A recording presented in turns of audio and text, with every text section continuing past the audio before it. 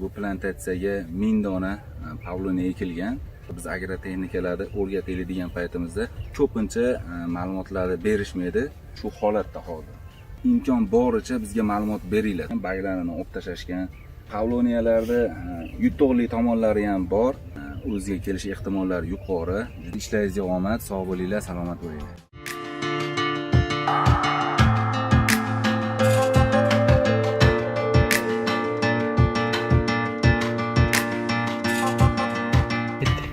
Assalomu alaykum aziz yurtdoshlar.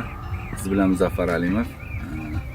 Hozirda biz pavloniyalarda o'sha sotgan klientlarimizni bizga ma'lumot bermaganlari, aloqaga chiqmaganlarini oldilariga iloji boricha borib, ular nima qilishyapti, qanaqa agrotexnika qo'llashyapti, pavloniyalari qanaqa o'syapti, shularni bir ko'raylik deb o'sha nazoratga chiqqan edik. Hozirda mana Quva shahrida, Farg'ona viloyati Quva shahrida tashkil qilingan plantatsiya.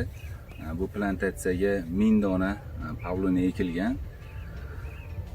Xo'p, biz aloqaga chiqib, nima qilyapsizlar, qanaqa qarayapsizlar deb so'raganimizda, pavloniyalarning holati qanaqa, o'shanga qarab biz agrotexnikalarni o'rgataylik degan paytimizda ko'pincha ma'lumotlarni berishmaydi. Xo'p, rasmini tashlab yuboraman yoki o'sha qilishayotgan ishlar to'g'risida ma'lumot berishmaydi. Shuni sababidan mana o'zlaricha agrotexnika qo'llashgan, baglarini olib tashlashgan, keyin to'ydirib suv berishmagan, undan tashqari yerni boshqa odamga toruz ekish uchun berib yuborishgan va u odam suv qo'yadi deb faraz qilingan, xotirjam bo'lib olingan, lekin suvlarni to'yib ichmagan. Bu pavloniyalar o'sha bahorda ekilgan. Shuning uchun shu holatda hozir. Bu bilan teng ekilgan pavloniyalarni ham bir ko'rsatamiz. Ko'rib bir baho berishlaringiz mumkin. Demoqchi bo'lgani, biz o'sha klientlarimizga aloqaga chiqqan paytimizda pavloniyalaringiz qanaqa o'syapti, holati qanaqa degan paytimizda imkon boricha bizga ma'lumot beringlar, to'liqroq ma'lumot beringlar. Hattoki pavloniyangiz masalan sizga yoqmayapti o'sishi yoki holati yo rangi, yoqmagan joyida o'sha rasmga olib bizga aloqaga chiqib, mana menga mana holati yoqmayapti desalaringiz, biz o'shanga yechimni topib beramiz imkon boricha, Alloh bildirganicha. Shunda siz ko'nglingizdek o'sishi mumkin. Mana aziz yurtdoshlar, Zuhriddin akamizga hozir tushuntirib aytdik. Bundan keyin xudo xolasa aloqada bo'lib turadilar.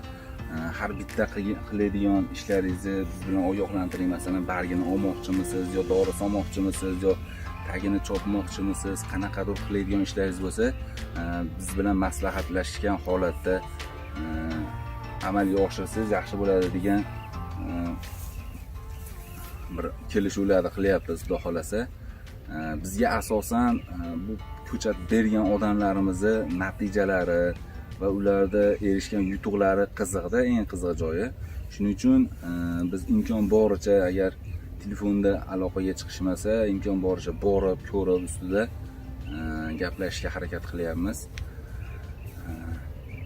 Hozir mana bu pavloniyalarda yutuqli tomonlari ham bor.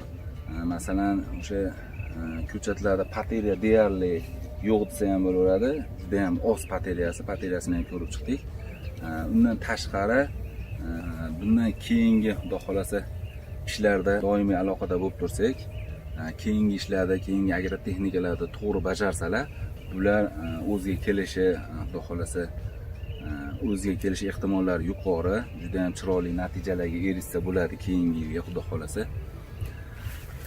Shuning uchun biz bilan imkon boricha aloqada bo'lib, o'sha qilinadigan ishlarda mana shunaqa qilsam bo'ladimi yoki mana shu holatlar yoqmayapti, nima qilsam bo'ladi degan holatda maslahatlashib borsalaringiz, biz maslahatimizni ayamaymiz, vaqtimizni ayamaymiz. Sizlar uchun addiniy xodimlarni ajratamiz, texnologlarni. O'sha texnologlar doimiy savollaringizga javob berishga harakat qilishadi, xudo xolasa. Barchalaringizni ishlaringizga omad, sog' bo'linglar, salomat bo'linglar.